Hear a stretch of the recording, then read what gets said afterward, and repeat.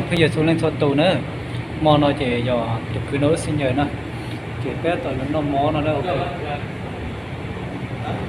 xuống lên số tù nó bỏ của cách cho nó là chỉ bắt rồi lúc nó chỉ ở cái tù bà nữa lúc sinh nhờ này từ không chịu nó nữa sinh nhờ nó nữa bây giờ nó đồ mò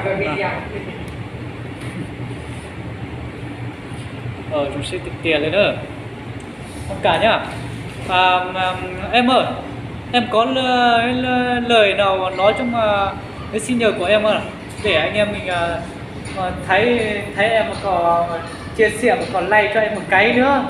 Chào tất cả mọi người, hôm nay là sinh nhật của Toàn thì mời tất cả mọi người đến và chúc mừng cùng Toàn nhé. Vâng, ok.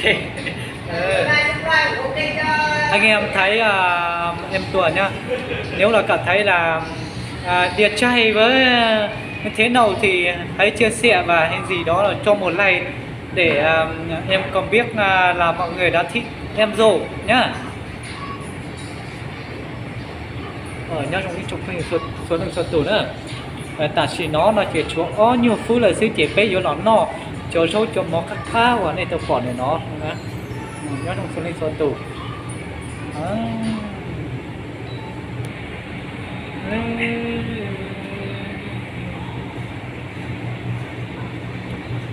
rồng câu tiệt tiệt lên ở chỗ đời nữa Tí bỏ cái hộp ra thôi.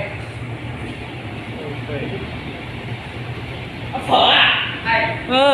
Quay YouTube để làm giàu. Đây là cái anh trai mà đẹp trai nhất. Quay thì post lên Facebook và để mẹ mai cả lúc buổi đấy. Tôi anh ạ. Em không phải là đăng lên Facebook.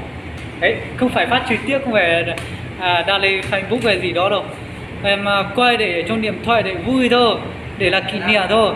Đang dịch thế này.